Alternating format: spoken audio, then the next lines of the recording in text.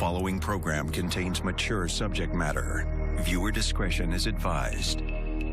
Today on Dr. Phil. I was trapped in a religious group for 9 years and kept as a sexual maiden. She claims as a child she was given to an alleged cult leader. Everything that a wife would do, we had to do for him. And says her father knew what was going on. It made sense to you to turn your 13-year-old child over to this creep? I didn't know all those other things were happening. In statements to the police, you said, I knew he was having sex with my daughter, but I didn't want to be an outcast. I would never have done that. Can dad and daughter, You still don't own this, do you? overcome their past? When you were into your 20s, you didn't know what was happening, and nobody had Are you anything. trying to blame me? It always feels like you're trying to blame me for what happened. Let's do it. Have a good show, everybody. Here we go. This is a safe place to talk about hard things. Stand by. We'll count you down. I'll try to be an emotional compass and point you in the right direction. 5, 4. I am not giving up on you.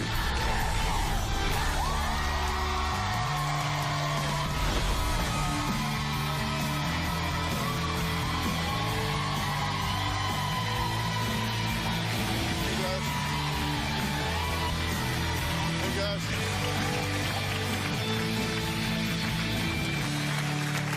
Okay, take a look at Lindsay in this video. She's laughing, playing, having a good time with her family. But just a few years later, at the young age of 13, she says her life would take a tragic turn and she would become a maiden. A maiden. And when I say maiden, you have no idea what that is going to lead to, because this man right here was a leader of a religious organization. His name is Victor Bernard, and she was one of 10 maidens that was in a religious sect called River Road Fellowship. Take a look. The search is on for the former leader of River Road Fellowship in rural Pine County. He's a former minister from Pine County, Minnesota, who reportedly led a cult and kept a group of girls as concubines. 52-year-old Victor Barnard is charged with 59 counts of criminal sexual conduct. According to investigators, Barnard began having sex with girls as young as 13, telling them he represented God's flesh, that it was okay and not to tell anyone.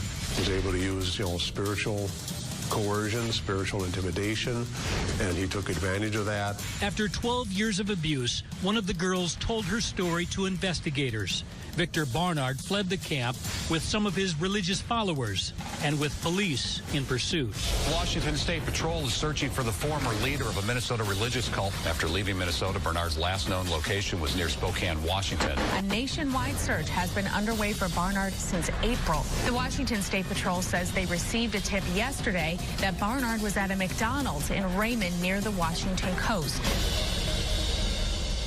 Well, Lindsay says Victor called for all firstborn girls to be sacrificed unto God and move into his compound, Shepherd's Camp, where they would be on rotation to perform wifely duties for him.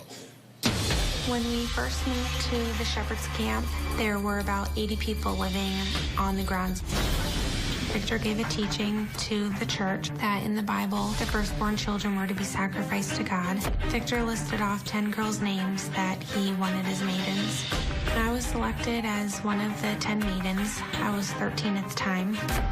All of us girls lived together in one house. 2 girls would be assigned to assist Victor, and we'd be on rotation. We would go in to wake him up in the morning and hand him his towel after he showered. We did all the sewing, cooking, cleaning, gave him massages, cut his hair. We even cut his toenails. Everything that a wife would do, we had to do for him. Well, in this case, everything a wife would do included being intimate even at 13 years of age. Victor had a ceremony with the 10 maidens, and all of our parents were there. He had us all wear veils over our foreheads, and he gave us rings to wear on our ring fingers. He would dip his finger in a dish of salt and then put it on our tongue, and then he would put salt on his tongue, and it was signifying that we were spiritually married to Victor. My parents witnessed the salt ceremony. It was clear to me at that moment that my parents weren't going to stop it. Victor brought me to the lodge when I was 13. He proceeded to tell me that because he was Christ in the flesh, his way of showing God's love to me was to sexually take care of me, and that it would be natural and spiritual, and that even though I would have sex with him, I could remain a virgin. I remember feeling very scared. I didn't want to do anything to make him mad because I didn't want to be hit again. Throughout all of this, I was convinced by Victor that I was blessed by God and chosen, and somehow this was right in his eyes. In the beginning, he would have sex with me sometimes 5 times a month. There were times when Victor would have sex with me and he would get mad at me because he said I wasn't being passionate enough with him. And it kind of became to the point where if we were doing well in his eyes spiritually, that's when he would have sex with us. I was trapped in a religious group and kept as a sexual maiden by Victor Bernard for 9 years. Well, Lindsay, I'm glad to meet you now under this circumstance where you're here and not still in that situation, which you certainly could be, and others still are, correct? Yes. Including some of your family members. Mm-hmm. How do you feel about the fact that they're still in his clutches? It saddens me. It makes me very upset. It worries me. I miss them. You talked about this salt ceremony, where this was essentially a wedding ceremony, correct? Right, yes. And your parents were there. Your father stood in that ceremony. Yes, my mom and dad were both there. And what did you think at the time? At the time, I was very confused on why they had allowed all this to happen. I had been crying myself to sleep at night because I missed them so much. I couldn't believe that my dad and mom had agreed to let me stay with Victor after he told them that he may or may not have sex with me.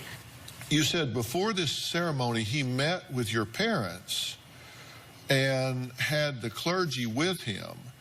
And you said, I was 14 and Victor told the parents that he may or may not have sex with us, and went through the different verses of the Bible to prove that it was okay. He said that Jesus Christ had Mary Magdalene and other women, and the Apostle Paul had Phoebe and other women when he went into Asia, and that it would be spiritual and natural for him to take care of me in that way. Why do you think that your father didn't say, wait a minute, you may or may not, you're not going to have sex with my 14-year-old child? I think my dad was maybe afraid. He was a coward. I don't understand how he couldn't protect me, how he could just let something like that happen. But he did. And you believe he knew it? Oh, yes, I believe he knew. Yeah. Well, Lindsay has not seen her father, Carmen, in a year. And we're going to find out why. He says he believed that Lindsay was actually blessed to live at Shepherd's Camp with the alleged cult leader, Victor Bernard, because the father is here and he wants to talk about this. We'll be right back. The maidens were these young girls in service to the church. Lindsay was one of the youngest. That was considered a privilege for her and for us. I had no indication that she was in danger at all. And later, I was a child. You and Mom allowed it to happen. Into your 20s, you didn't know it was happening? Are you trying to blame me? I'm not blaming you on anything. Well, that's what it sounds like. That's what it feels like. It always feels like you're trying to blame me for what happened. Victor reproved me for gaining weight and said that he would no longer have sex with me until I had lost the weight. When he told me that, I felt very ugly and unwanted. It made me feel very bad about myself. At that time, I wanted God and Victor to be pleased with me.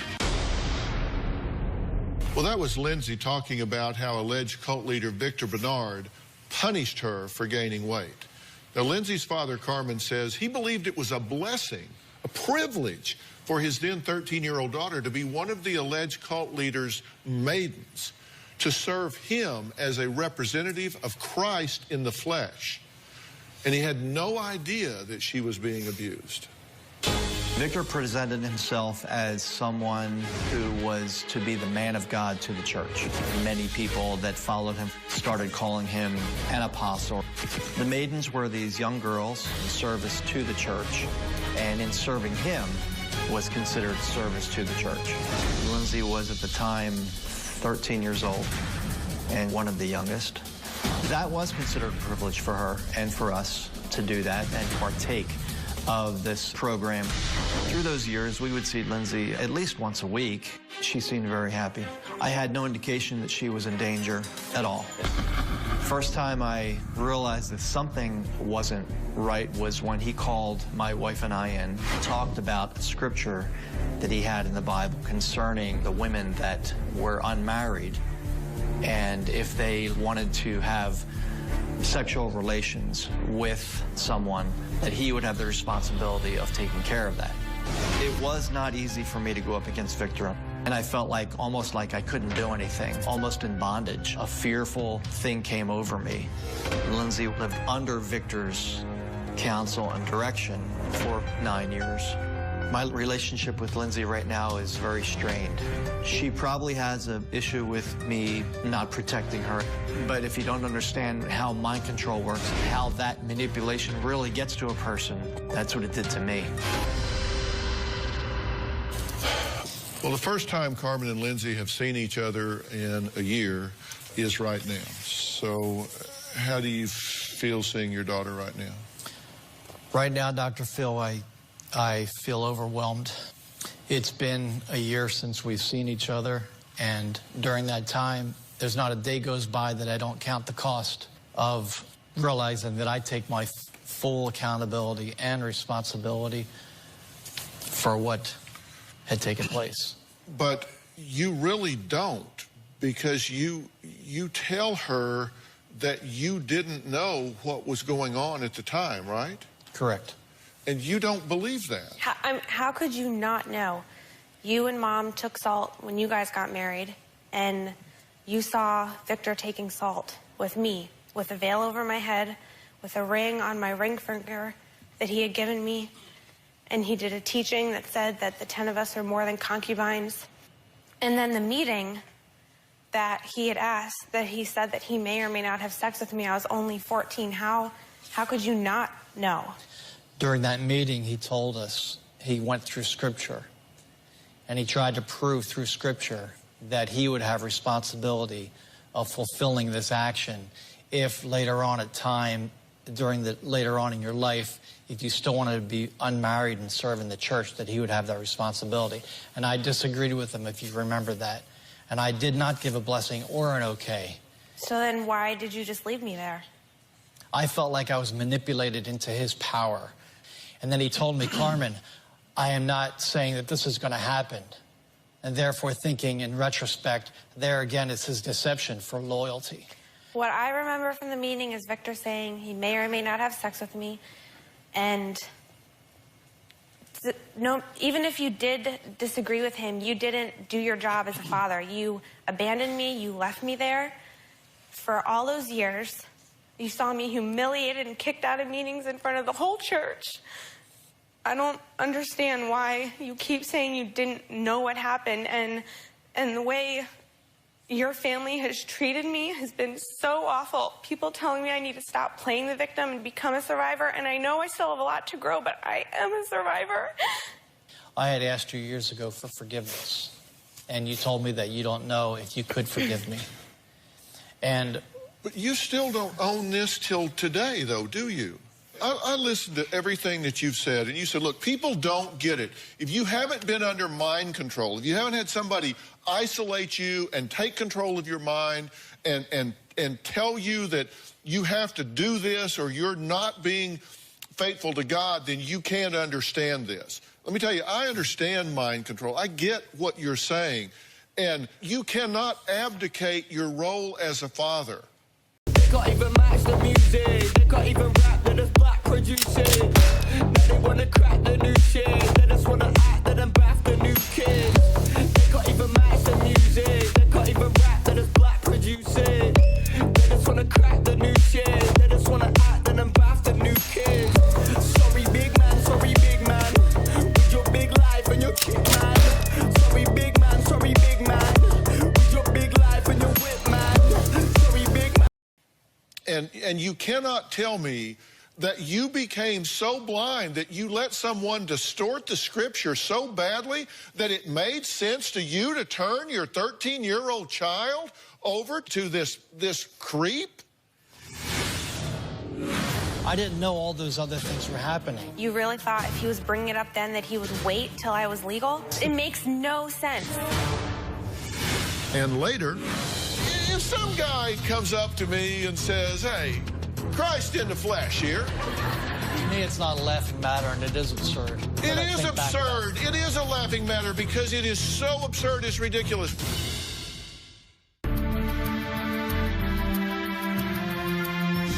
I want to look at some of the email exchanges you've had because I think it says a lot. You've written to her. You have reached out. You said, Dear Lindsay, I respect your request for needing time and space. But in my heart, I just needed to write you. I take full responsibility for having you and our family in the dangerous situations and atmosphere that we were in, and particularly you. I failed to walk away with you clutched to my arm, not only in that first meeting where VB made those preposterous and devilish suggestions and questions. I spoke the truth to you when I told you that I did not know that those things were taking place with you, and I did not give my blessings. I'm hearing him talk out of both sides of his mouth there. You totally contradict yourself. I spoke the truth when I told you I did not know those things were taking, but I did not give my blessings. So you either turned her over or you didn't. What do you mean? All right, I give you my daughter, but not my blessings. You can have her, but I don't bless it. What the hell does that mean? My perspective was that she was serving in the church. I didn't know all those other things were happening. If somebody came to you and said, I was 14 at the time, at that time, you really thought if he was bringing it up then that he would wait till I was legal? It makes no sense. I don't understand, because that's what he told me. Well, let me tell you, if that's true, are you saying that that would be an arranged marriage? I'm just going to turn you over, and when the clock ticks 18, have at her? No. What the hell's that? My biggest mistake was to trust the wrong man. And when he told me that Carmen, I'm not saying that this is going to happen. Even after an age of 18 or so, I still didn't give a blessing, but all of her indications, all of her notes and things that were telling me that she was enjoying where she was. She was a child. Even in 18, 19, 20 years old, I was still getting these letters, and I don't understand that, if somebody, Lindsay, do you think for 1 minute, being as a father to you, that if I knew that you were getting abused or hurt in any way, that I wouldn't come and that would jar something in me? I know that it would. It would have. It obviously didn't, because Victor made it clear what he was doing, and I have no idea why you can't. But it didn't, because I looked at the excerpts from the probable cause statements with the police. Father said he felt that was wrong, but he felt pressured not to say anything against Bernard and didn't. Right. It says you felt that it was wrong. You knew it at the time. You say, looking back on it now, that he knew Bernard had sex with his daughter when she was a child. I knew? I did not know that she had sex. That's what you told the police. After Lindsay told me, I knew. I didn't know that he had sex with you before that. It says, looking back on it now, that he knew Bernard had sex with his daughter when she was still a child. He said he did not know what he was thinking at the time, but just remembers always feeling so much pressure to not become an outcast and lose everything he had. So I knew he was having sex with my daughter, but I didn't want to be an outcast, and if the price to pay was her, then I would pay it. That's all that means to me. I would never have done that. I would never have done This is how that. you've treated me since I left. The night before I had the meeting with the FBI, you called me and you said, I don't know what you're telling people, but I'm losing friends over this. Like, you're more concerned about your reputation than what I went through. And you would say that you're the loneliest man on the earth and you feel like your family has left you. When I didn't have any of you guys around when I was 13. And I'd see you maybe once a month at a big church meeting, but I always had to have a chaperone with me. We were never allowed to speak alone. I mean, you said I seemed happy, but how did you really know? You weren't in my life. You didn't know that one summer I had one skirt and 2 t-shirts to wear all summer long. That in the winter my boots had holes in them, so I had to put newspapers in them so my feet would stay dry. Honey, I didn't know that. I didn't know that. But isn't it your job to know? Yes, it is my job to know. Isn't it your job to know? You don't turn that over to the church. You don't turn it over. Some guy comes and tells you he's Christ in the flesh, and you say, oh, well, okay, here's my daughter. I'm sorry, I don't buy it. My daughter's not worth being an outcast. No. When I spoke to the official, when I spoke to the sheriff, that was after Lindsay told me what happened. And then I knew what was happening because she told me. I didn't know before that, and I'm telling you, I didn't know. If I would have known, I would have pulled you out immediately. It would have jarred me into some sense, some thinking. I don't understand how you couldn't have known. And I didn't understand what happened either then. All right, well, let's take a break. Lindsay refused her father's invitation to move into his home with a very clear, back the hell off. We're going to talk more about that when we come back. When I finally told my parents that Victor had sexually abused me for those 9 years, I remember asking my dad if he remembered the meeting that Victor had when he asked for their blessing, and he said he did remember it. It made me very angry inside that he never said that he was sorry for letting all that happen to me. I consider what Victor did to me rape and molestation. From the times that I saw Victor and my dad together, it was pleasant. They seemed like they were friends.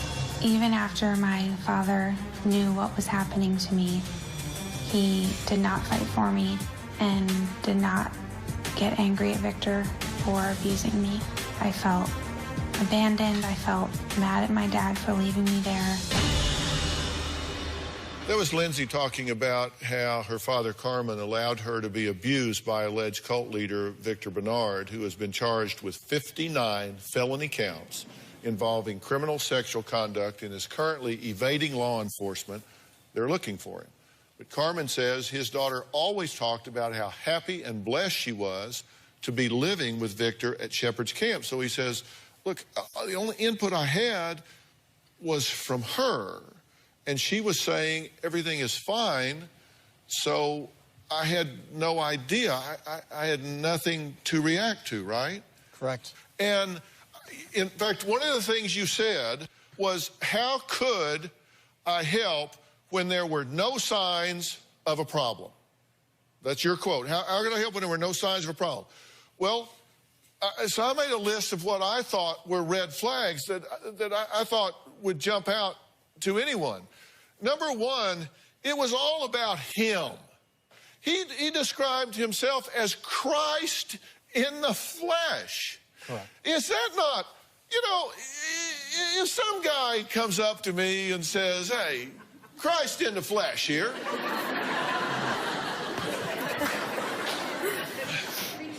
To me, it's not a laughing matter, and it is absurd. It is absurd. It is a laughing matter because it is so absurd, it's ridiculous. When somebody says that to me, it's like, really? Really? You're Christ in the flesh.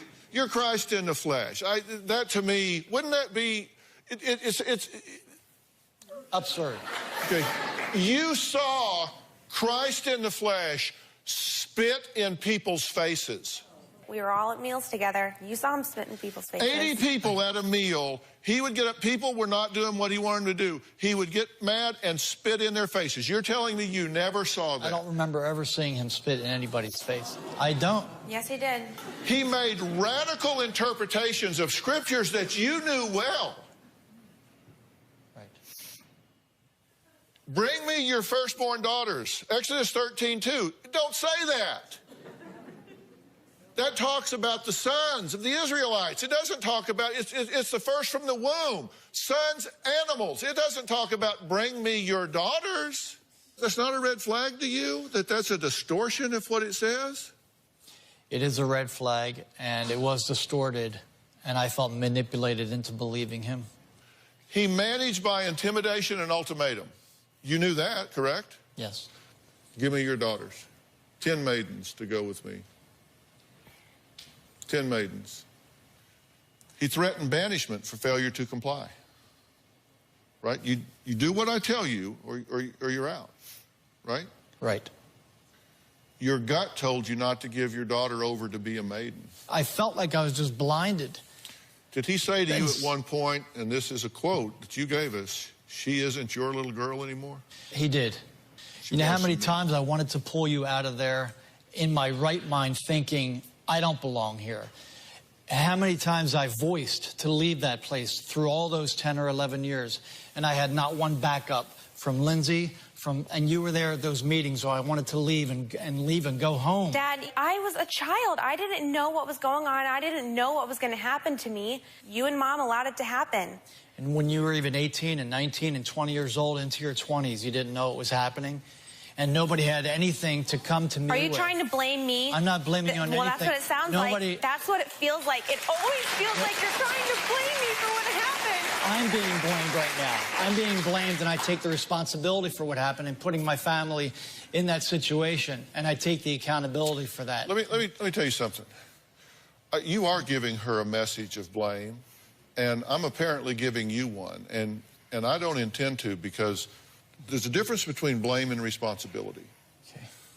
Blame implies intent.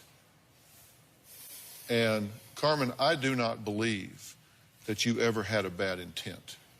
To be responsible, you only have to have taken or failed to take necessary action. And that is what applies to you. You are responsible for abandoning your daughter to this creep. And this child is a 100% victim. Now, we're going to add somebody to this conversation in a minute.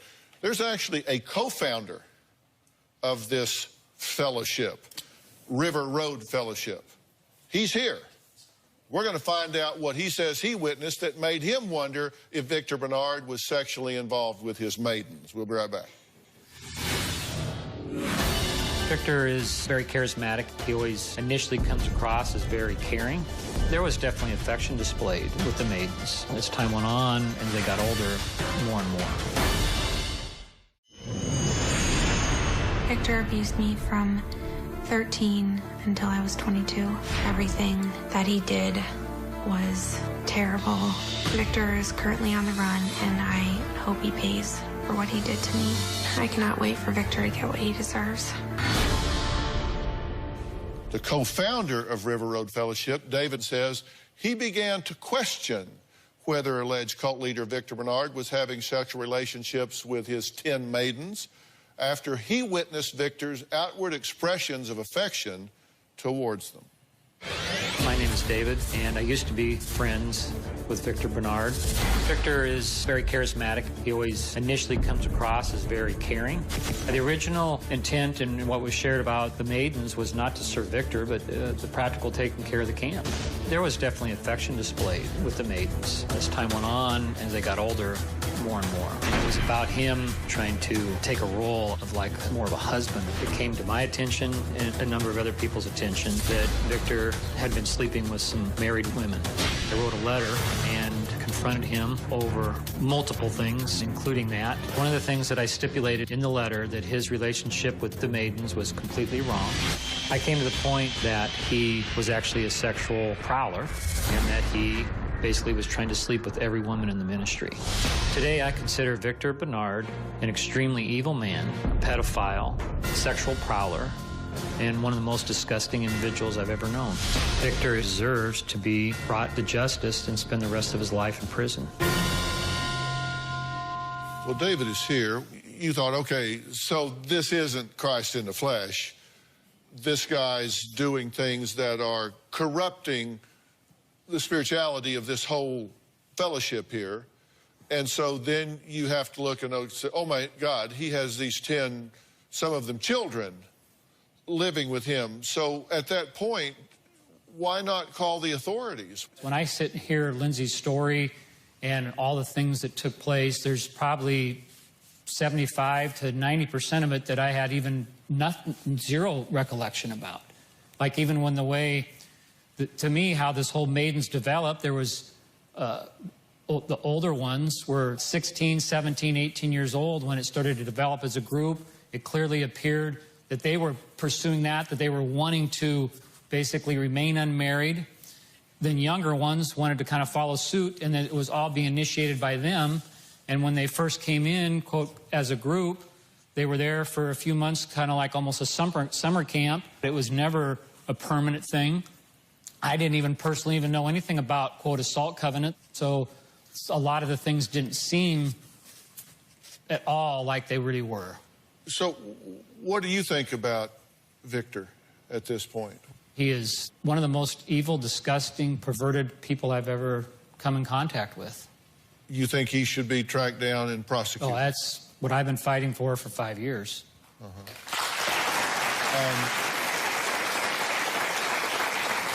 Now, when you decided to do the show, you told us that David started to contact you.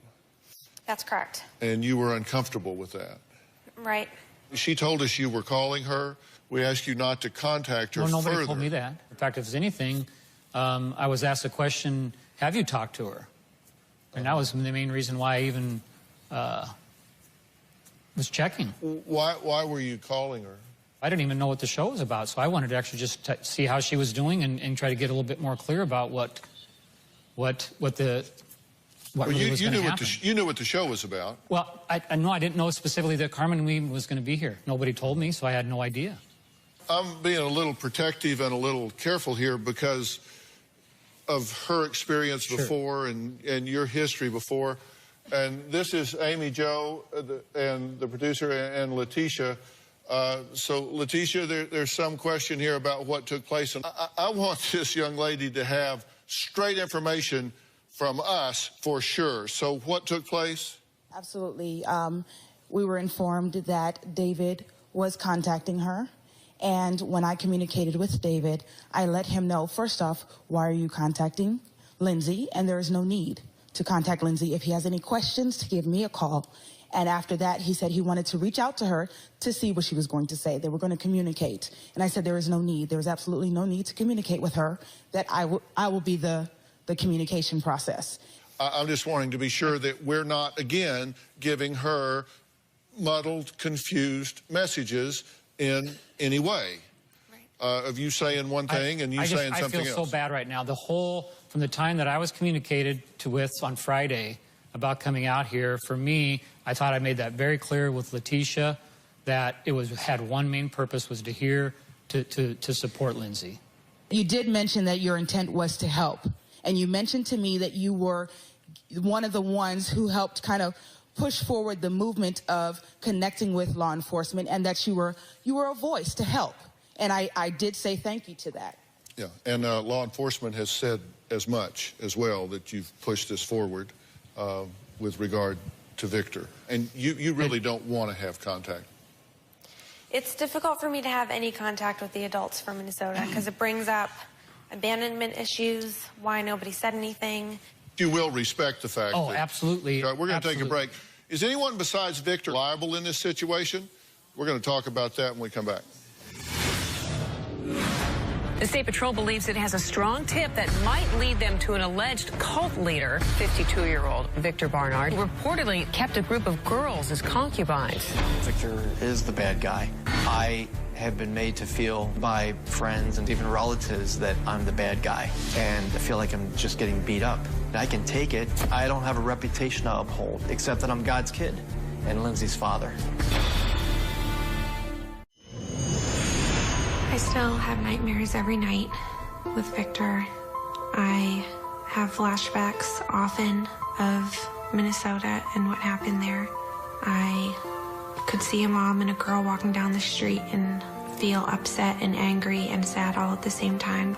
I would like Dr. Phil to help me to learn how to become at peace with what happened to me and that my nightmares would stop.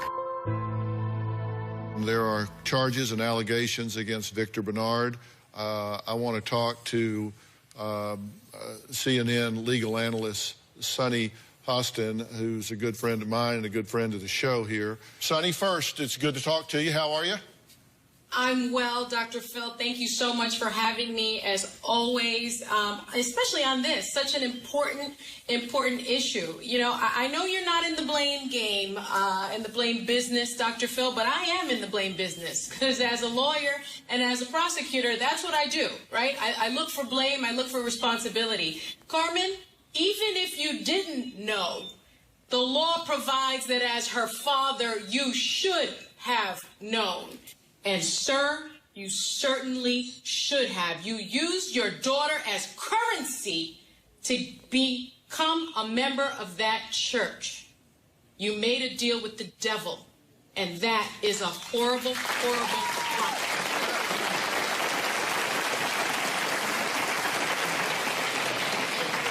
crime. Lindsay, that's the way you feel, right? Yes, that's exactly the way I feel. And Lindsay, you're right. And I want to say this to you, Lindsay, because I've worked with so many survivors of child sex abuse. And I want to call you a survivor, a victor, because that is what you are. You are so great to have gone to the police with your story, to be here today sharing your story with all of us. And in doing so, you are protecting so many children. You have no idea. And I applaud you for being the brave woman that you have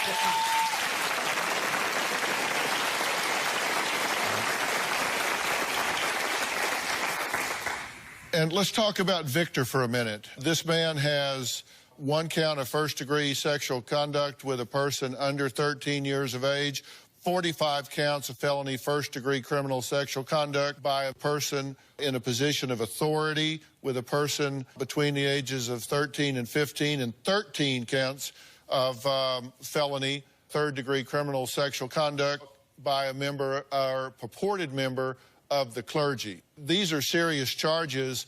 Sonny, if he gets captured and prosecuted for these charges, what kind of time is he looking at?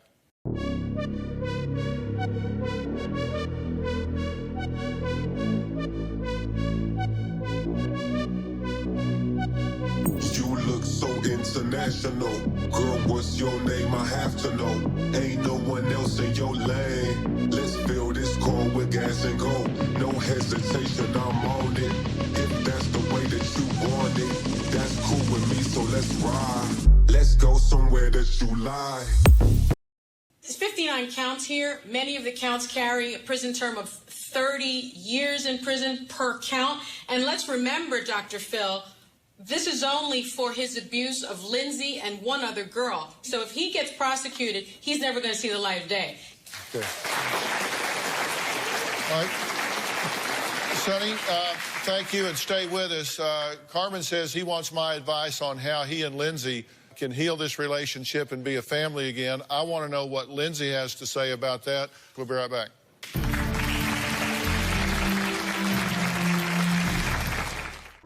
What's coming up on Dr. Phil? Visit our website and subscribe to our email newsletter. You'll get weekly updates, life strategies, and exclusive video that you won't find anywhere else. Plus, on drphil.com, you can see sneak previews of upcoming shows. Log on today. So my Twitter followers are having a heated discussion about this topic. Mad J's mom says there is so much denial by so many who need to step up.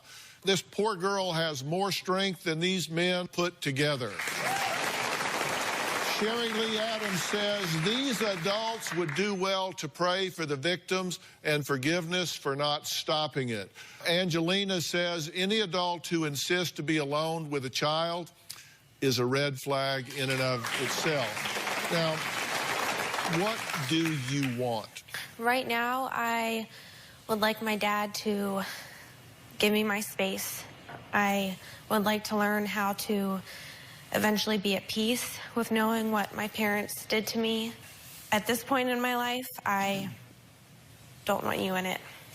I want you to allow us to make a gift to you of bringing that help to you, to give you the clarity and the strength that you need to do the things that you need to do, just as our gift to you.